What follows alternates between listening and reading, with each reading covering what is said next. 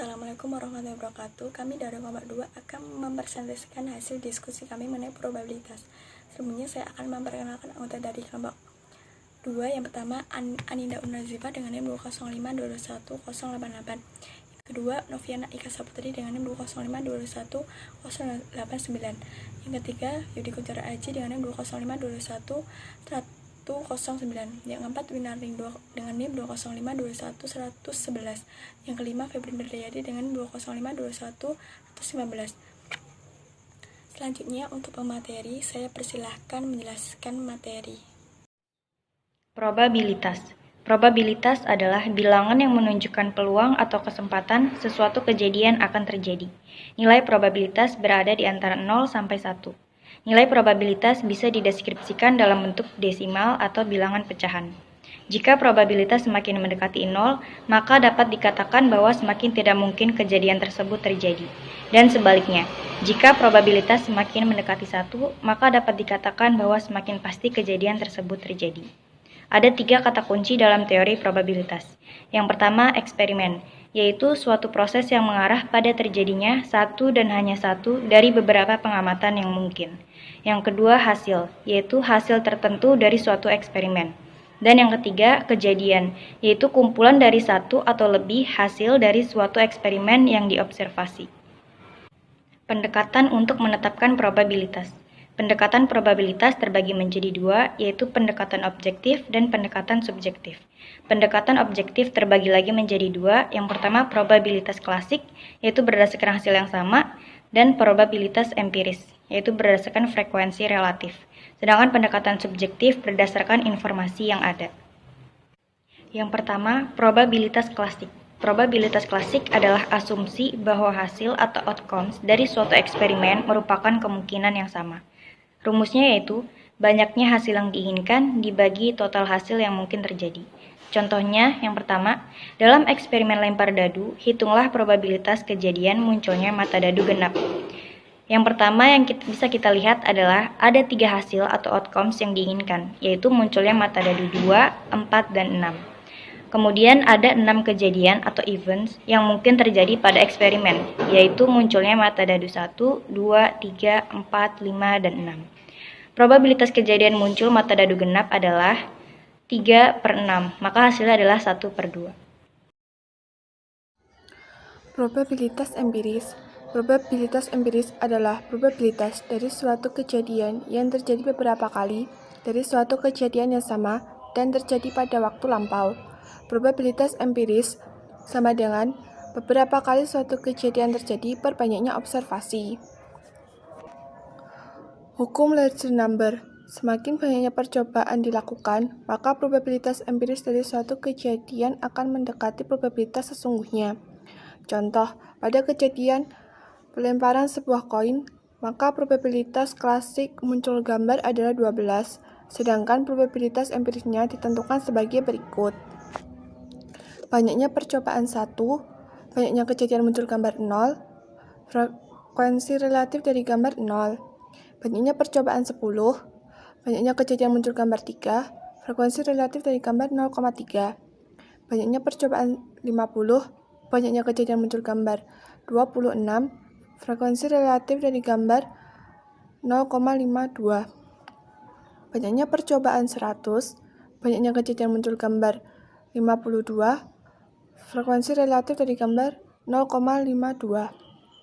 Banyaknya percobaan 500, banyaknya kejadian muncul gambar 236, frekuensi relatif dari gambar 0,472. Banyaknya percobaan 1000, banyaknya kejadian muncul gambar 494, frekuensi relatif dari gambar 0,494. Banyaknya percobaan 10.000, banyaknya kejadian muncul gambar 5027, frekuensi relatif dari gambar 0,5072. Probabilitas subjektif. Konsep dari probabilitas subjektif adalah bahwa probabilitas dari suatu kejadian yang terjadi berdasarkan informasi atau opini apapun yang dimiliki saat itu. Contoh, probabilitas seseorang menikah sebelum usia 30 tahun. probabilitas Inter Milan bermain dalam Liga Champions pada musim depan. Aturan-aturan untuk menghitung probabilitas. Aturan penjumlahan. Aturan khusus dalam penjumlahan hanya bisa digunakan jika kejadian pada eksperimen saling lepas atau jika suatu kejadian terjadi maka tidak mungkin ada kejadian lain terjadi pada waktu bersamaan. Syarat suatu kejadian A dan B pada eksperimen saling lepas adalah A irisan B sama dengan himpunan kosong. Jika kejadian A dan kejadian B saling lepas, maka probabilitas bahwa satu atau lebih kejadian terjadi adalah jumlah dari probabilitas masing-masing kejadian, atau secara matematika dengan rumus P A atau B sama dengan P A union B sama dengan P A plus B PB. Contoh, sebuah dadu dilemparkan maka berapakah probabilitas munculnya mata dadu genap yang lebih besar dari 3 atau mata dadu bilangan prima?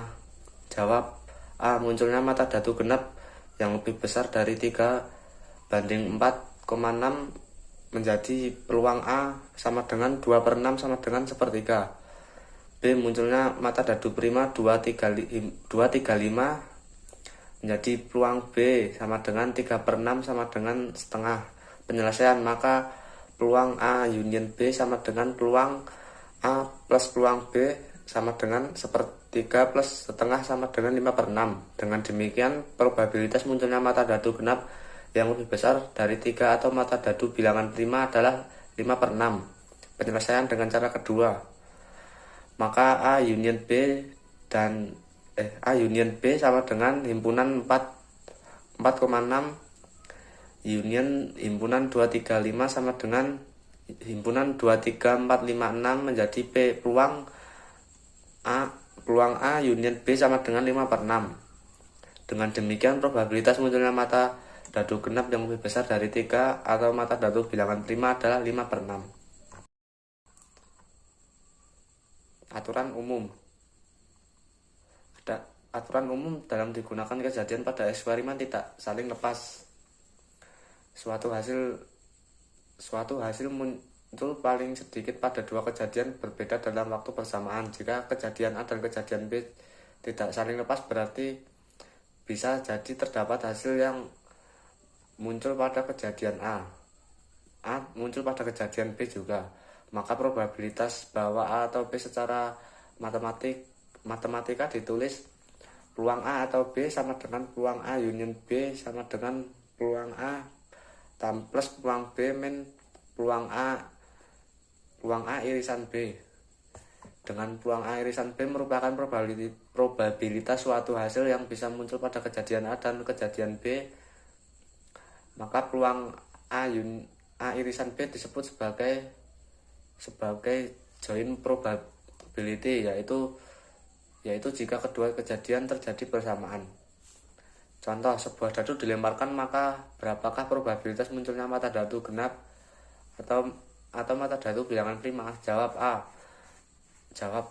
Munculnya mata dadu genap himpunan 246. Jadi P peluang A sama dengan 3/6 sama dengan setengah. B munculnya mata dadu prima himpunan 235 menjadi peluang B sama dengan 3/6 atau setengah sama dengan setengah. Penyelesaian pertama, perhatikan dua muncul pada kejadian A dan pada kejadian B sehingga peluang A irisan B sama dengan 1/6. Maka peluang A union B sama dengan peluang A plus peluang B min peluang A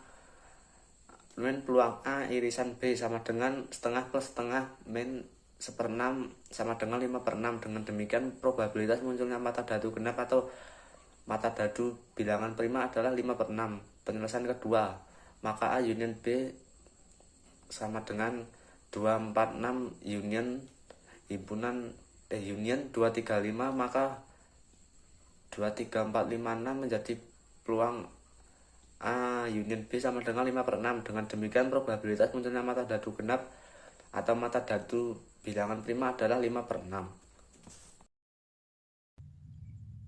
Untuk selanjutnya yaitu aturan dalam perkalian, di mana dalam aturan perkalian ini terdapat beberapa macam. Salah satunya yaitu aturan khusus.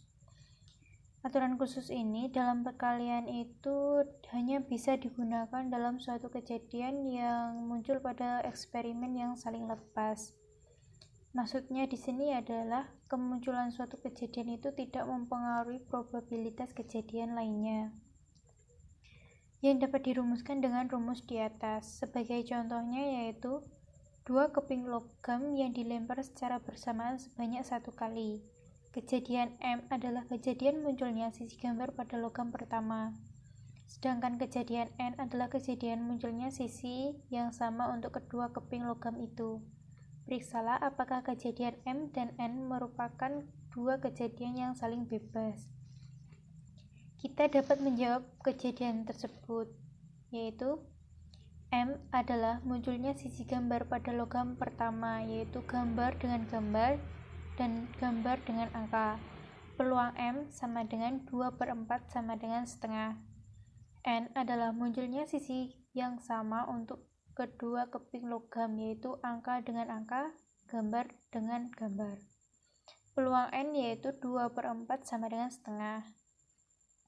M dan N adalah gambar dengan gambar, maka peluang M dan N sama dengan 1/4. Ternyata peluang M dan N itu adalah 1/4, yang dapat dirumuskan yaitu peluang M dan N sama dengan peluang M kali peluang N, yaitu setengah kali setengah. Maka kejadian M dan N merupakan kedua kejadian yang saling bebas. Untuk yang kedua yaitu aturan umum. Dalam aturan ini perkalian digunakan jika kejadian pada suatu eksperimen itu tidak saling bebas, atau ketika kejadian B terjadi setelah kejadian A dan kejadian A tidak berpengaruh terhadap probabilitas kejadian B. Dalam hal ini dapat dituliskan dengan rumus di atas.